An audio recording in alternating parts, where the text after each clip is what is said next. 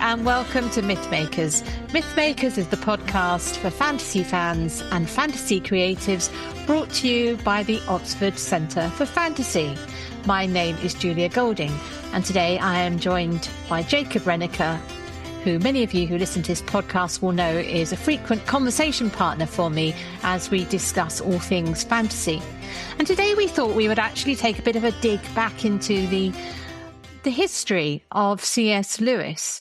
In particular, we would look at the connected topic of his work, The Discarded Image, Planet Narnia, and the Narnia series.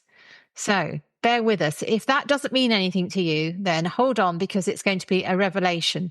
And for those of you who already have an inkling about this topic, you hopefully will enjoy the conversation that we're about to have. So, Jacob, welcome. Do you want to kick off by saying what this is, The Discarded Image? What do we mean when I say C.S. Lewis and The Discarded Image? Right. So The Discarded Image is essentially a reification of his set of lectures that he provided, that he gave at the university about the medieval cosmos, the model of the medieval cosmos. And so when he says the discarded image, it's the kind of mental picture, the imaginative framework that the medieval authors that he was a specialist in had in mind when they were discussing everything, the world around them, theology, nature, sciences, everything is kind of undergirded by this kind of imaginative image. And it's this image that in modernity that he says that we have discarded, set aside. And so his attempt here is to kind of rehabilitate this image, to help to introduce it, to show modern audience, modern readers, what this would have looked like and felt like to experience for a medieval, and the value that it still holds to people today. Yeah, so you have to imagine that C.S. Lewis gave this first as a series of lectures, as Jacob said. He was faced with rows upon rows of students who were pitching up at Oxford and then Cambridge, who had come with a modern mindset of science. Things had been set out into space. They knew how big the universe was, or had an inkling of it anyway. I think it's got bigger since. And he felt there was a need to give them a guide to how people before the modern times thought, because so much was being missed when students were reading medieval literature. And right towards the end of his life, he compiled these lectures into a book called The Discarded Image. Rather poignantly, the prologue is written in 1962, and the book is published in 1964. And 1963, the intervening year, is the year in which he dies. So it's very much something that comes out right at the end of his career. Okay, so that was the purpose of this book. Just so you can sort of feel what it's like to read, it is a scholarly book. And there are large chapters on things like the Latin writers that the medievals were reading, who aren't on any present day bestseller list. People like Plotinus, Boethius, who I think is probably, I certainly knew a bit more about him. And then there were sort of the old faves like Aristotle and others, description of the Greek writers like Plato and so on. So he does the Greeks, he does the Latins, and tries to show the continuity between those writers and the medievals, who then pick them up in the period which he was teaching in. So if you skip those chapters, the nub of the argument comes in the beginning material and the epilogue at the end. So that's what we're going to be concentrating on.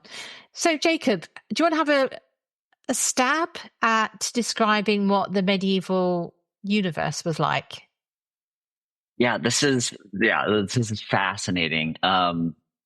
It took Lewis a number of different lectures, so I don't think I can do it in any shorter of a time than he did. But I'll try. So just kind of the 20,000 to 30,000 foot view is a kind of intricately woven, carefully planned, interconnecting set of heavenly bodies, earthly bodies, all governed by God essentially, but with layers, levels that all relate to each other in different ways, but that are all firmly interconnected and like I said, interwoven. And it's organized. You can label everything. Everything has its proper place. Everything makes sense. It's a given that things are going to make sense. There's a reason and rationale for it all. And the medieval mind, as Lewis says, enjoyed this sort of categorization and this sort of complexity. And just contemplating this model was something that authors that really kind of sparked them and drove them, so that they didn't see repetition of the model, trying to re-explain it as being something that would be dull to them. Rather, it was something that they thought that they looked upon with a sense of joy and delight, and that if they could recapitulate this model, they could explore it, they could kind of detail the interconnection between these different parts, that was something that delighted them and presumably delighted their audience. That the reason why Lewis says that they spoke about this model so much was because they enjoyed it so much, and that might be a difference. It wasn't a sense for a drive for novelty. Rather, it was a sense of kind of like comfort, not just comfort, but like really deep appreciation for, respect for, and kind of an enlivening by these sort of principles that stood as fundamental. So you can see everything is explainable, and you can enjoy it again and again. And there's always more to kind of see and understand, but it's all there. It's all laid out. You just have to remember it. I think one of it's a kind of instinctive version of the universe. So if you imagine us standing outside looking up at the skies, this model of the universe, which goes back to the Greeks and probably before that, starts with the idea of the Earth is not exactly at the center, but it's at the bottom. And then above that are the spheres.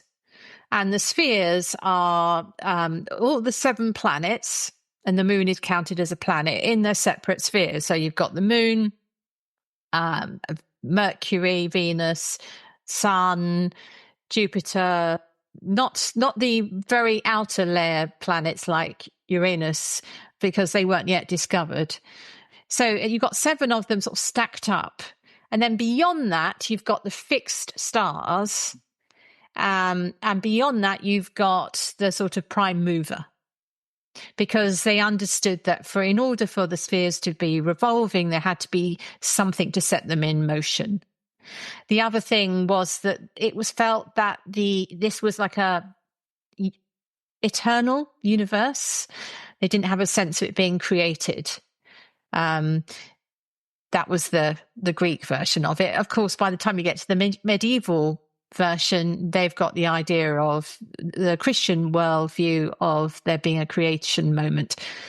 So there were some dissonance between what Christianity had entered into the model and what the Greek scientists had. Anyway, so that we don't need to go into the minute detail, but there are some absolutely brilliant descriptions. This is why I was so excited to talk to Jacob about it, because he'd also been reading it. And there's some fantastic descriptions of what it's like to be a medieval person looking up at the universe. I've just got a couple here I want to read to you. So, hence, to look out on the night sky with modern eyes is like looking out over a sea that fades away into mist, or looking about one in a trackless forest, trees forever and no horizon. To look up the towering medieval universe is much more like looking at a great building. The space of modern astronomy may arouse terror or bewilderment or vague reverie. The spheres of the old present us with an object in which the mind can rest, overwhelming in its greatness, but satisfying in its harmony. That is the sense in which our universe is romantic and theirs was classical. So that goes back to you were saying, Jacob, that they had this model which they celebrated and found they wanted to illustrate and add to and explore, because it was like being in a vast, wonderful medieval cathedral. A known, kind of understandable place in a sense, as opposed to us now with the proportions of the universe being so vast that we feel lost in a trackless forest, as C.S. Lewis says here. When you were reading this, did it help you do the adjustment, which is aiming for, which is to sort of feel a bit medieval as you were reading it? Yeah, one of the things, these perspective shifts that he provides, and he does it so three different times in Discarded Image. He asks the audience reader he says the best way to get a sense for this is to actually go out in the night sky, to spend half an hour just looking up at the stars. Like you were mentioning, Julia, that it's really kind of this intuitive looking up and really getting a feel for what it's like. So then you can start playing imaginatively. Like, what are these? Is it, in the ancient Near Eastern, Mediterranean view, you have the sky as a dome, and light as being either gems, jewels, or pinpricks that are kind of showing through to something else beyond. And so if you sit with that, once you kind of enter into that model and try to look at what that's like, it can be disorienting in a way, and that's what I think what Lewis is trying to encourage: disorientation, or for him it would be kind of a reorientation that the world needed to understand that yes, it's. He used the term vertiginous, right? He says the medieval model is vertiginous. If you look at it the right way, you're not actually looking up; you're actually looking down. You're looking out into this, the more real world. And so to try to shift that perspective, that's interesting. And and there's I've actually had there was a point actually to your question, right? Have I tried this? Have I experienced that? There was, I remember I had read Out of the Silent Planet, where you have kind of a description. I know we'll move into this a little bit later, but he describes the space versus the heavens, talking, and he talks about this here in the Discarded Image, that space is what we call what's outside of the world, and that is the opposite of what the medieval mind would have described space as. Instead of empty, vacuous, cold, dark, the medieval mind looks at this as bright, full of song, light, warmth, and he illustrates this in Out of the Silent Planet at one point. And I remember I just read that. I was at the Griffith Observatory in Los Angeles, and was there, and they had a great view of the city, but it was must have been nearly full moon. It was enormous, and as I was standing there, kind of just looking out at that, there's lots of people around, but I was just captivated by the moon, and it just seemed like, after having read this, Lewis's description of what it felt like to be or experience space or imagine space, it was, for me, so there was kind of a switch that flipped, and the moon seemed to be like something that was living, or at least worthy of love, and that wasn't at a distance, but it was close enough for me to see and almost feel, in a sense. So imaginatively, I felt like I could say I loved the moon in a way that I wasn't able to say before, because seeing it just as a hunk of rock that's orbiting however many million, however many miles away from Earth, and this is what its rotation. It is a thing, rather than it is an object. It is something to be reflected and upon and contemplated. That's really what Lewis is trying to do here, is to shift our view from just seeing things as things, seeing a star. And this is something, again, we're going into how he illustrates this, but in his fiction, which Tolkien does in his poem Mythopoeia as well. And you see some kind of interplay between what Lewis is doing here and what Tolkien is seeing, kind of the conversations that they were having. He's trying to broaden our view from the kind of modern view of examining and applying taxonomy to different items and saying, okay, I know what this is because these are the parts that make it up, and this is kind of how it functions within the laws of physics. Moving from that to a world that is moved ultimately by love. And that's something that I found incredibly moving and even kind of like personally meaningful as I was kind of playing with those sort of experiments myself.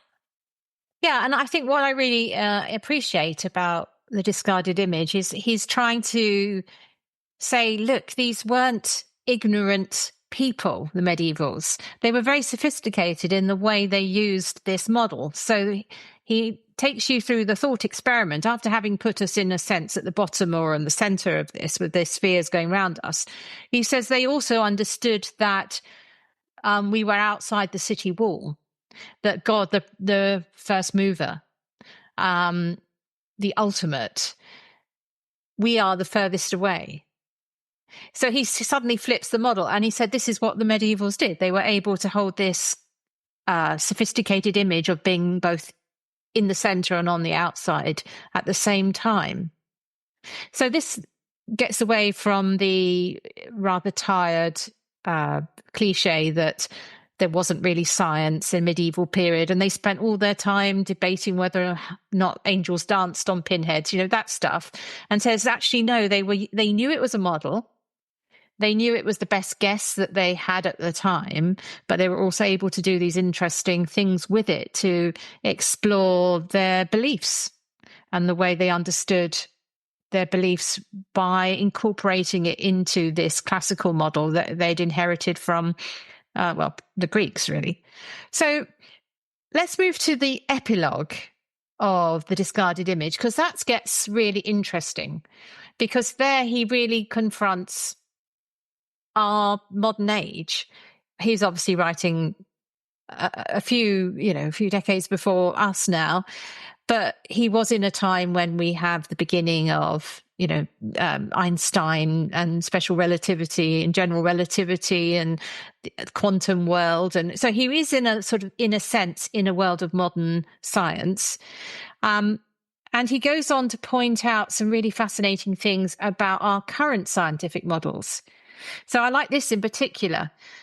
Anything imaginable, even anything that can be manipulated by ordinary, that is, non-mathematical conceptions, far from being a further truth to which mathematics was the avenue, is a mere analogy, a concession to our weakness. So he's saying that science has reached a point now where when mathematicians, who are the ones who speak the language of science, try and explain it, they give us an analogy, but it's nowhere, it's the distance from what they're trying to describe is vast. So take for something like the string theory, which you and I may have a sort of vague idea. Well, it's about strings of things, but that's not at all. It's just a sort of something to stand between us and the science. It's not actually access to what the scientists themselves are discussing. We have to acknowledge that our understanding of science by analogy, we use models that are flawed. We're not truer. We're just using flaws, a flawed model, which is a kind of explanation. And so he sums this up by saying, no model is a catalogue of ultimate realities, and none is mere fantasy. So there's some truth in all of them. Each reflects the prevalent psychology of an age almost as much as it reflects the state of that age's knowledge. And nature gives most of her evidence in answer to the questions we ask her. And then he has a final image, which I find really helpful. He says that our questions are like a stencil. It determines how much of the total truth will appear and what pattern it will suggest. So if we go to science or go to nature asking certain questions, we get back certain answers. I found this really, really thought-provoking, actually, because I'm very interested in science and I do try and understand science, which is above my pay grade mathematically. And I do sort of rest on these analogies thinking I'm understanding, but he's warning me that I'm kind of not, So I mustn't look down on the medievals because they were doing damn fine job in their own terms with their model. Yeah, this is great. And what he says, yeah, and I like how he begins the epilogue that you mentioned there. He says, I've made no serious effort to hide the fact that the old model delights me as I believe it delighted our ancestors.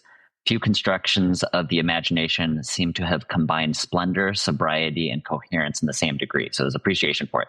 It is possible that some readers have long been itching to remind me that it had a serious defect. It was not true, right? So so there's a great way with kind of traditional, Lewisian kind of wit and humor. He says, like, I know this is not true, right? But I want to say that this does, even though it's not true in that sense that it accurately describes how contemporary astrophysics understands the workings of the cosmos, it still holds a kind of permanent value, imaginative value, and for him, he saw it as well as having a spiritual or moral value in contemplating this model, and it should be held alongside other models, right? Not to be looked down upon as, looking at history. The term that Lewis uses is exercising chronological snobbery, to say, kind of discarding everything that happened before, because history is kind of a one long line of progression, and that we are now, in our knowledge, in our morals, in our understanding, that we are far superior today than anyone that existed before. Kind of try to say that that's not the appropriate way to look at this.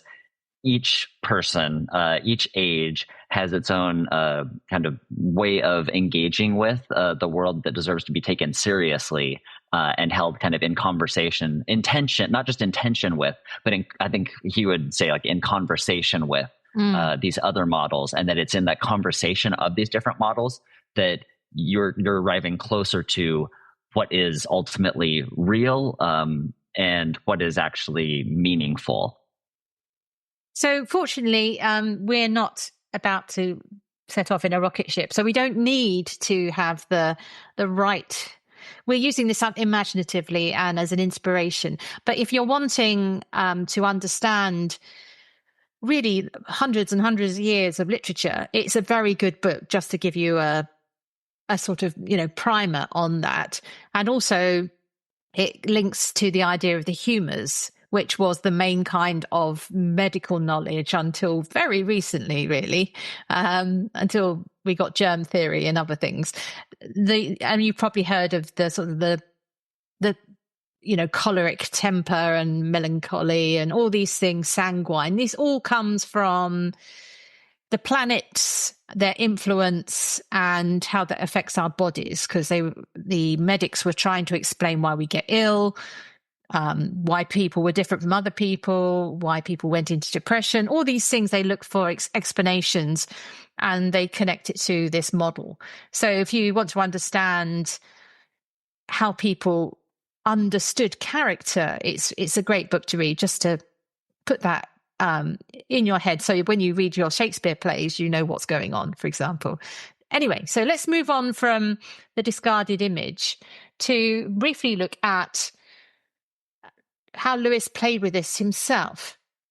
He says right at the beginning, he hopes to persuade the reader not only that this model of the universe is a supreme medieval work of art, which I think you mentioned, Jacob, but that it is in a sense the central work, that which most particular works were embedded, to which they constantly referred, from which they drew a great deal of their strength. So everything goes back to this all the time.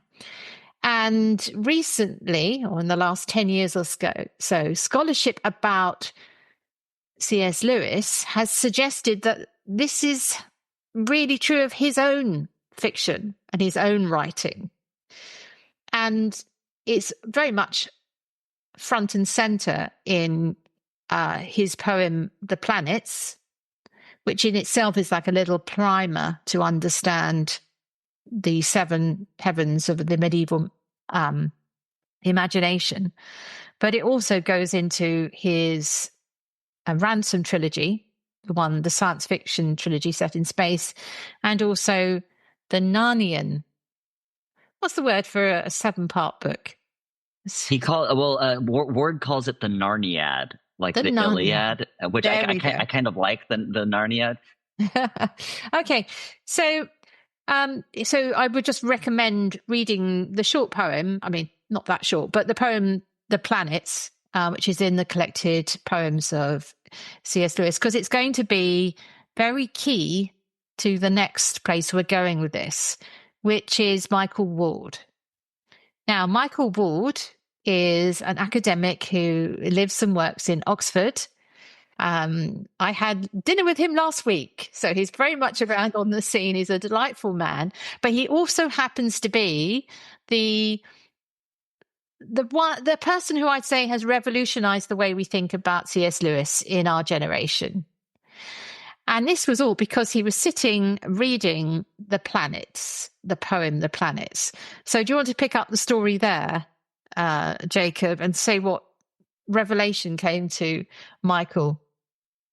Yeah, so he's reading that, he's doing work on Lewis, and in reading there's a passage from this poem about Jupiter that mentions in talking about the sense, the essence of Jupiter, that it's of the sense of winters ended and sins forgiven.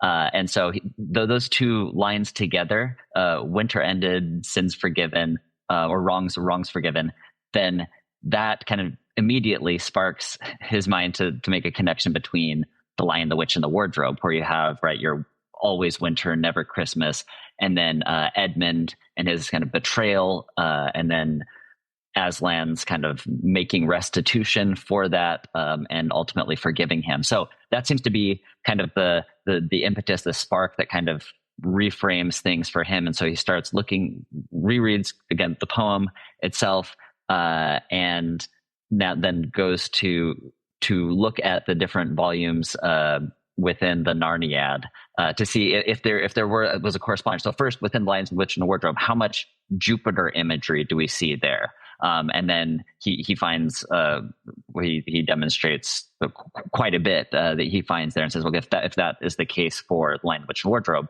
is it also true for these other planets? And there are 7 planets in essence here, and 7 heavenly bodies, I should say. And then there's 7 Narnia novels, and there's been traditionally scholars have had a difficult time trying to provide some sort of overarching schema for understanding how do these fit together. What is the organizing principle of these books? Is it just slapdash, as Tolkien had described it, right? Is this just Lewis just kind of in the dark, firing off shots, grabbing pieces of mythology from here and there, that Tolkien found to be inconsistent mythological systems? What is Lewis doing? And scholars have tried a number of different ways, mapping them onto the 7 Catholic sacraments, mapping them onto different plays. Ward even says that he tried making connections between different Shakespearean plays, which he finds allusions to, but there wasn't any satisfying overarching model for understanding why 7 books, how do they actually fit together. And so this poem and this reading through specifically of Jupiter is what kind of sends him off into this deep dive into Lewis's planetary imagination, or heavenly body medieval imagination, and then looking at how those ideas might have been embodied in the different books of the Narnia series. Yeah, so probably, Michael is putting it out there for us to challenge him. And I guess the one challenge would be the stencil image that C.S. Lewis provides, that if we put the stencil of the planets on the books, then we get the answers back we're looking for. Okay. But still, I find it very enriching. So that's an argument for going along with this argument. So Jupiter, jovial, happy, rejoicing, the greatest of the planets is the Narnia, the Lion, the Witch, and the Wardrobe. But it is quite convincing, particularly the association with the silver chair and Luna, the moon, madness, water, wateriness, enchantment. There's silver. There's all sorts of imagery there that works well with the medieval understanding of Luna. You've got Mercury, messenger, fleet-footed messenger for the horse and his boy, because the whole point of that story is to get the message to Narnia that the Calamens are coming across the desert. But there are many other aspects to this, languages, all sorts of things, cross-cultural aspects.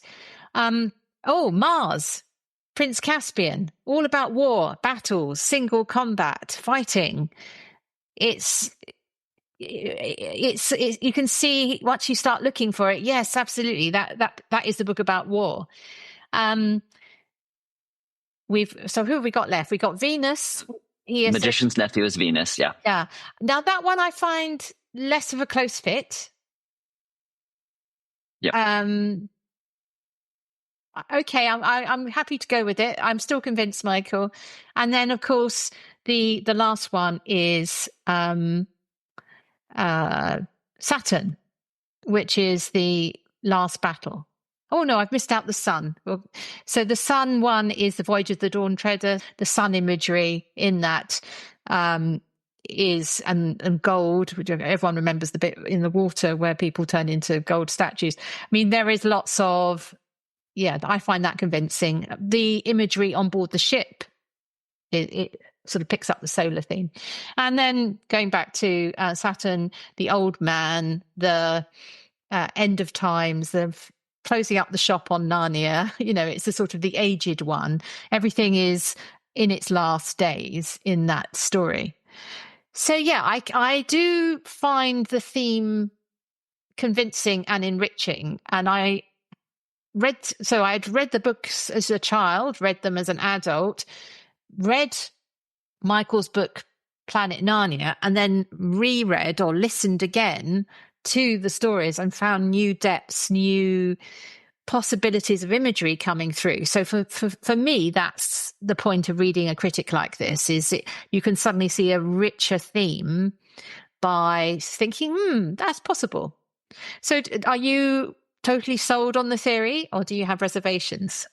Yeah, it's not like you said, going back to Lewis, that it's a model for understanding the Narnia books. I think you're right. I absolutely agree that Ward has produced enough evidence and ideas there to make a convincing argument that this was something that could have been in Lewis's mind.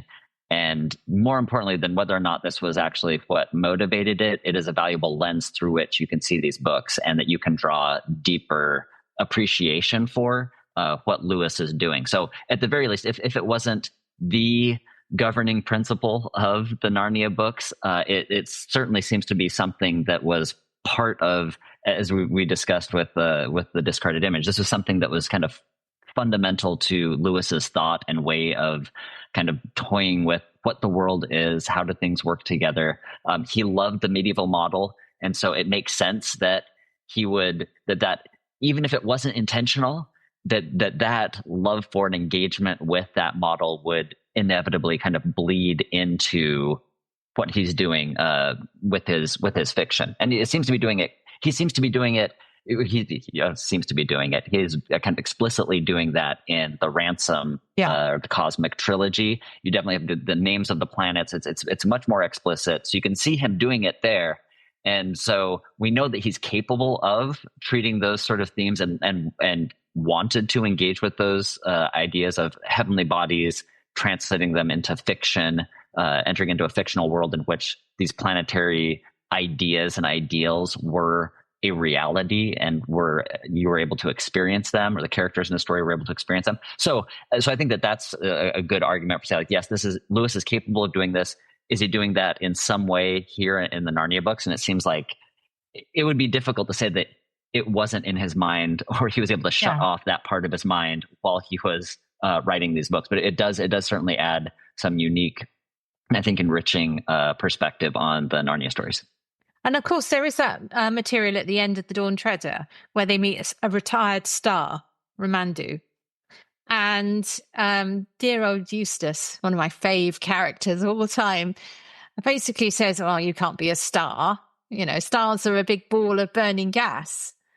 And his answer, Ramandu's answer, is, "Well, that's what a star is in your world. In this world, this is what stars are like. I'm a star." So what C.S. Lewis is doing is, you're in a world of fantasy. So this can be the model of the universe. Stars can be different. It can be the medieval version of some sort of wonderful angelic being, a sort of demon of the skies, demon spelled not demonic, but the sort of presence in the skies, who can be a retired star living on an island. Why not? You're in the world of fantasy, and it's real within that world of fantasy. So I think, yes, there's plenty of evidence in there. So the biggest problem is the one which Michael Ward does tackle, which is, why didn't he tell us? So once he'd finished writing the Narnia series, why didn't he leave a letter saying, "Hey, everybody, I've been super clever. Look how clever I've been. This isn't the answer to all those critics who told me I was being random. Tolkien, you should have paid more attention." You know, why didn't he do that? What do you think about Michael's answer, which is basically that C.S. Lewis liked to set the puzzles and he liked to have it sort of the surprise of unfolding it? Yeah. So I think if we were writing a novel about C.S. Lewis writing his stories, then I think that's compelling, right? That's like the Da Vinci Code. This is the Narnia, and actually, one of the popular versions that Ward did was called this the Narnia Code, right? So it's this thrilling discovery that there's a secret key to re-examine these things that have been in plain sight all along, and really is teaching about X, Y, or Z. So there's something that for us, kind of like narratively as humans, we find that compelling, and this is a mystery to solve. But you're right; it's an argument from silence, and that's the hardest argument to make, right? That that was the part that was kind of least convincing to me, was that Lewis could be a secretive person. He kind of kept his marriage to Joy a secret for a year or so from a lot of his closest friends, and that there were other things in his life that he didn't document in Surprised by Joy, in his autobiography, that some who knew him felt were kind of glaring omissions. So yes, he was secretive, maybe just private about certain things. But again, to say the argument I think that I find most compelling for that Ward makes for Lewis's silence about his model, or his own kind of impetus for writing these works of fiction, is that, again, going back to how Lewis was studying medieval literature. And so he draws the comparison of the Knight's Tale in Chaucer, that Mars imagery kind of pervades it, and then it's explicitly stated that it happens, things resolve on a Tuesday, which is the day of Mars in the calendar. And so Lewis is pointing out and recognizing in Discarded Image that medievals are infusing their works, even imaginative works, with this imagery. And so if he is trying to emulate, trying to get into the mode and model of the medieval mind, then to have this happening himself, that he would just presume that the medievals didn't say, "Now I'm going to be writing about Jupiter." They just assumed that in the audience. So if he's taking the same approach, and he calls it, and Ward points us out, this kind of the kappa element. It's this element within fiction that is kind of the guiding theme or principle. It provides the atmosphere for a work of fiction, and that is something that kind of is the air that you breathe in that given work. And so if you're in the air, I don't recognize that I'm breathing air because I'm breathing it so much. And then to do so is to kind of ruin it, to kind of take you out of that mode of suspension of belief, or to draw attention to the fact that you are in a particular model, that it is something that needs to be just kind of breathed and experienced. So I think that's probably the most compelling compelling argument that Ward makes. It's not entirely, like you said, Julia, it's not entirely convincing. It's not ironclad. You can't say, yes, he did this, and that he was a secret person and that he meant for this. And he's just giggling somewhere on the other side that finally somebody has discovered this. It's hard to say. It's hard to say that why he wouldn't have mentioned it. He does have a Ward brings up a couple of different references that Lewis may have been alluding to this, but again, it's allusions and a lack of explicit calling out this imagery. So it's difficult, but it doesn't invalidate the idea. I think the core thesis that the medieval model of the heavens and the spheres played a part in Lewis's construction of the Narnia books.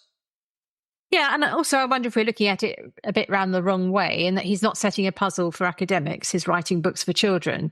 And just as when he thought about the Ransom trilogy, he was thinking, what fun can I have for adult readers of science fiction to familiarize themselves with the medieval model in certain aspects? He's thinking, what fun can I have for children in bathing them in the atmosphere of a sort of a medieval concept of the heavens? I mean, there is another organizing principle which is more obvious, which is the creation to revelation structure of the Narnia series. So you go from, not in order they were written, but when you put them all together, you've got the sort of foundation stories of the creation of Narnia. Then you've got the Golden Age period, which is Lion, Witch and the Wardrobe, and a bit of Prince Caspian and Dawn Treader. And then you've got the sort of undoing and the Silver Age and the end of Narnia. So there is another kind of more obvious organizing principle. And I think he was drawing on what he loved. We also are used to Easter eggs now, aren't we, in films and what have you. I put them in my own books, that I will connect characters which I'm not expecting anybody else to recognize, but I'm just doing it for my own pleasure because I see connections between characters. I might import them into another book, or there'll be these webs which I'm creating, and I feel that you don't need to expose the workings in order to have the effect, the enjoyable effect of what that adds up to. So, yeah. So should we move briefly to the Ransom trilogy and its application of the discarded image? Do you want to explain a little bit about Out of Silent Planet, when this is most obvious that he's using the medieval model? For me, yeah, it was... It is a space travel book, and this is just to provide a greater context. This was a book that he wrote as a result of a conversation that he had with J.R.R. Tolkien, right? That they were kind of lamenting the state of science fiction. They thought that the science fiction books weren't as good as they should be or could be, and so they decided one of them would tackle time travel, the other one would tackle space travel. Tolkien started working out some ideas, never finished anything because it ended up kind of getting subsumed into his larger project, and it was too difficult for him to kind of work into his larger legendarium. Whereas Lewis went out and he was able to do, I think it was much easier for Lewis to do kind of one-off projects that didn't have to be all part and connected to a larger whole. So Lewis is looking at space travel as a trope for science fiction. And so in the actual space travel portion of the book, when Ransom, the main character, is kind of kidnapped and then taken in space to the planet Mars. The silent planet is Earth. Mars every planet has a different name. And he's providing it is truly interesting, right? How he's taking medieval model and kind of recasting it as a science fiction premise of different worlds under different, governing systems, kind of an interplanetary council. So for me, where I see it really, where it kind of initiates you into the medieval mode is during when Ransom is taken from Earth to Mars, to Malacandra, the planet that is Mars essentially, but in this world, it's called Malacandra. But as Ransom is kind of sitting, looking out into space, he has this an extended, beautiful kind of revelatory moment for the character. And he said, can I read just a little portion of that here to give that? So he says, a nightmare long engendered in the modern mind by the mythology that follows in the wake of science was falling off of him. So this is kind of like shedding this view that modern science has put on him. So it continues, it says, he had read of, quote, space. At the back of his thinking for years had lurked the dismal fancy of the black, cold vacuity, the utter deadness, which was supposed to separate the worlds. He had not known how much of it affected him until now that the very name space seemed a blasphemous libel for this empyrean ocean of radiance in which they swam. He could not call it dead. He felt life pouring into him from it every moment. How indeed should it be otherwise, since out of this ocean the worlds and all their life had come? He had thought it barren. He saw now that it was the womb of worlds, whose blazing and innumerable offspring looked down nightly, even upon earth, with so many eyes, and here, with how many more? No, space was the wrong name. Older thinkers had been wiser, and so this is his, again, allusion to medieval thinkers. Older thinkers had been wiser when they named it simply the heavens which declared the glory. So this is another reference to Psalm 19. The happy climes that he says, where day never shuts his eye, up in the broad fields of the sky. He quoted Milton's words to himself lovingly at this time and often. So you have him making a few different cross references to other works that he does. Of course, Lewis writing his preface to Paradise Lost, so as a Milton scholar, to Psalm 19 there as a kind of a biblical scholar, as well as the medieval model there. So this kind of changing a view of space isn't, quote, space, that's the wrong way to look at this. There's another way of experiencing it. And I just love the language that he uses there, seeing the sky, the heavens, as a kind of the womb of worlds, this nurturing, creating creative environment. So that's kind of what gets you to kind of shift your way of thinking. And then once you actually get to the planet, he's exploring different races of creatures, but ultimately there's conflict there, and there's conflict that the people from Earth are bringing to that planet, and so that I didn't find it that much with Out of the Silent Planet, that this kind of Martian imagery, this Mars, like that wasn't necessarily like permeating this whole book. But ultimately, you have Ransom interacting with the kind of intelligence or governing creature, or you might say kind of an angel-like creature that kind of governs this planet. That's where you kind of get a sense for what the embodiment of Mars is. But for the rest of the book, it's largely kind of exploring ideas that he explores elsewhere in his, Christian apologetic work, in more imaginative terms. But more than that, again, these medieval ideas are kind of at play in the background, providing a kind of soundtrack for some of this as it continues. Yeah, so the through thread for the trilogy is the idea that Earth is the silent planet, the fallen planet is another way of putting it. And each planet is sort of governed by a spirit, an angel, a genius of place. It's that sort of sense. And the one on Earth is devilish and bad and corrupt.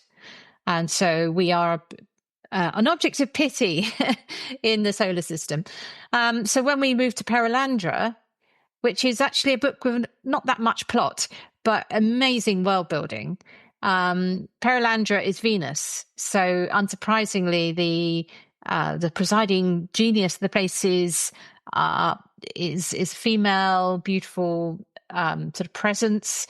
And again, you've got the idea of Ransom comes as an emissary because he's learnt lessons from outer silent planet.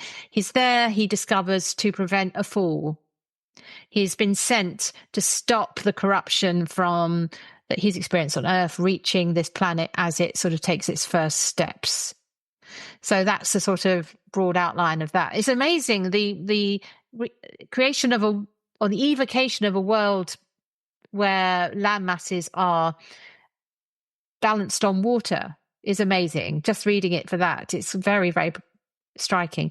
And then finally, the last book, That Hideous Strength, is based on Earth. And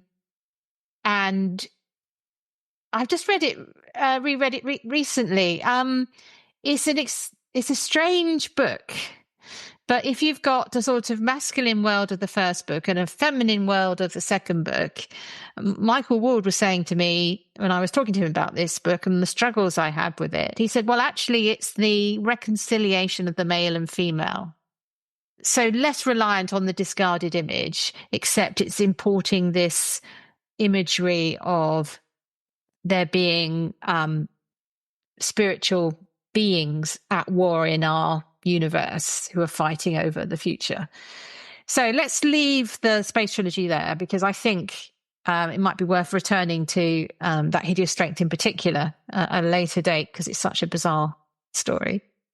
Shall we think finally about the implications of what C.S. Lewis is up to? Can you think of any other writers who have used scientific models, discarded ones or not, to underwrite their fantasy? Yeah, there's one particular book, an author, Ted Chiang, who he wrote the short story that the film Arrival was based on, right? Kind of first contact between an alien species and having to kind of figure out what their language system is and how that works, right? So it was I enjoyed it as a film. The short story is incredible as well. What Chiang does in his short stories collection called Stories of Your Life and Others, he explores a few different models, one of which is the Babylonian model. So in the short story Tower of Babylon, he kind of takes seriously the Babylonian construction of the world and somebody kind of walking up the Tower of Babel. But you have him taking the physics of what a model like that would mean and like actually putting that into a story. So it was a really fascinating experience, again, reading it to say like, okay, this is a sort of science fiction that's based on the scientific, quote, scientific understanding or conceptualization of that particular time period.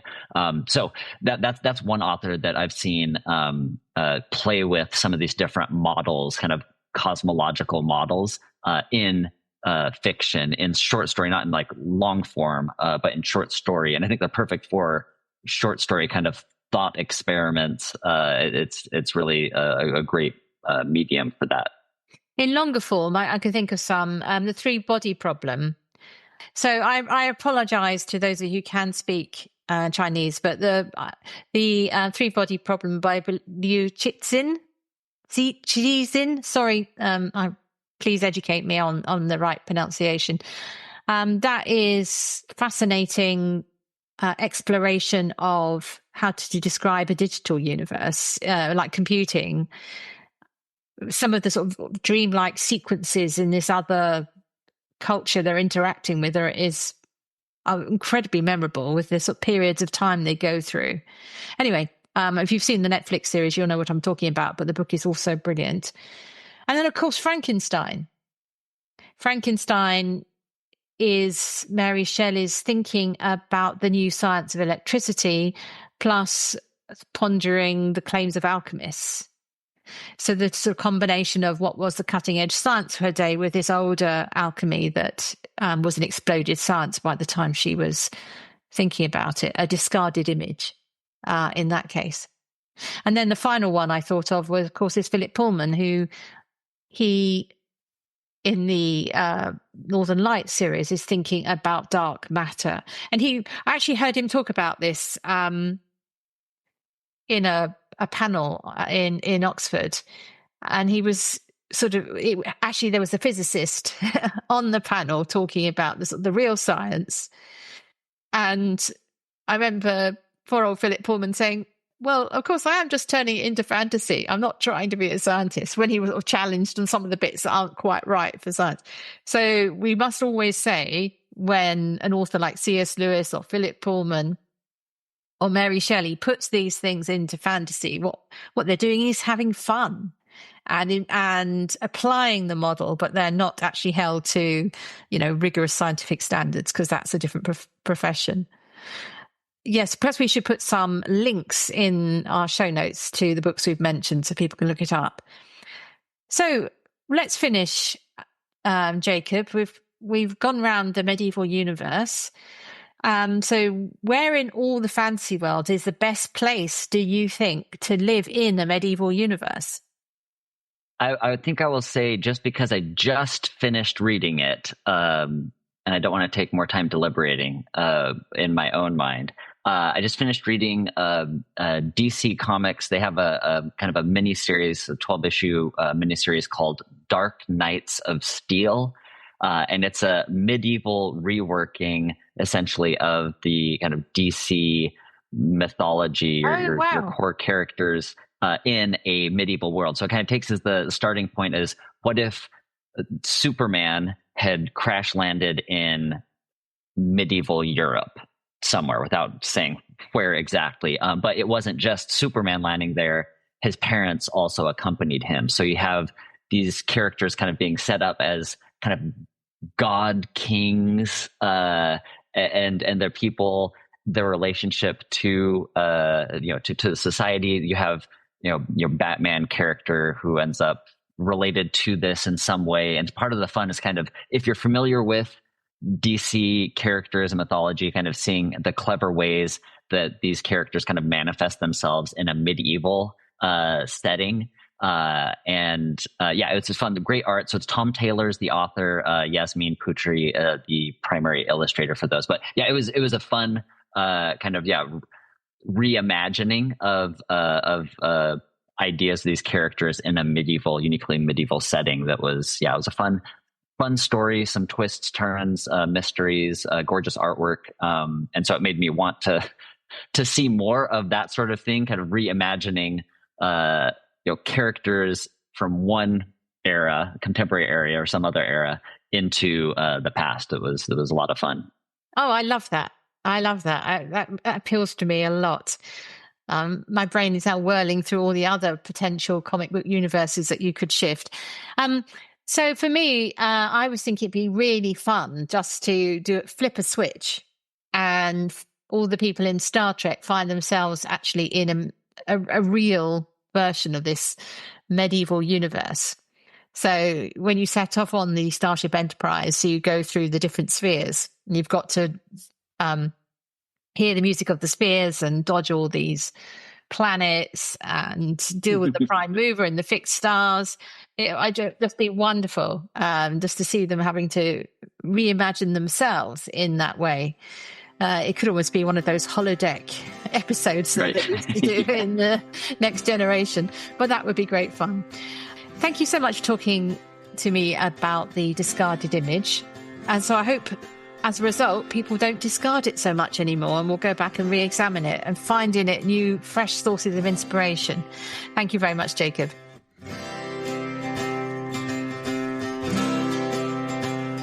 Thanks for listening to Mythmakers Podcast, brought to you by the Oxford Centre for Fantasy. Visit oxfordcenterforfantasy.org to join in the fun.